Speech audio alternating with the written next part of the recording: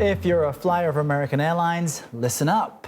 This major airline says a hacker accessed the personal information of some of its customers and employees. The airline claims only a small number of people were impacted by the breach, and they report that there's no indication that the compromised information is being misused. The company says it is putting additional safeguards in place to prevent future hacking attempts. The incident comes just days after Uber suffered its own data breach. Lindsay Gorman is a senior fellow for emerging technologies at the Alliance for Securing Democracy and joins us now to tell us just how bad this is. For those impacted by these incidents, you know, Lana and I were speaking about this. What should they be concerned about, and what the heck is a customer supposed to do reading and hearing this news? Well, these types of cyber incidents are really becoming de rigueur. They're part of our everyday occurrence in everyday life as consumers, as employees of these businesses. And I think in the case of the Uber and the American Airlines hacks, they are slightly different. The American Airlines hack did occur back in July, and it's only just being made public now. American Airlines did say that only a small number of employees and customers have had their personal data compromised, and that could have included sensitive information like their date of birth, driver's license, passport numbers, and even some medical information that they may have provided to the airline. But because this happened in July, unless you've already received notice specifically that you were one of the customers or employees impacted by the breach, I think it's pretty safe to assume that your data was not likely impacted in the American Airlines breach, just if you've happened to have flown on the airline recently. On the Uber hack, though, the situation is a little more hazy. This occurred just last week, and there's early reporting that suggests a significant proportion of Uber's backend and operations may have been compromised.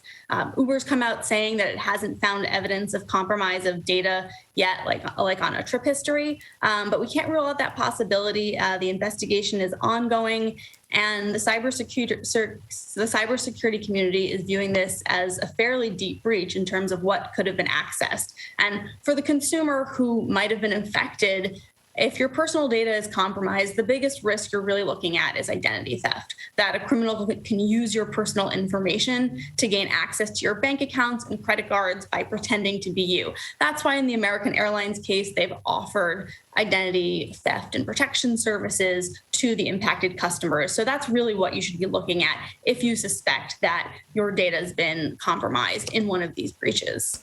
Lindsay, in the case of Uber, the company says one of its employees was tricked into giving up their credentials.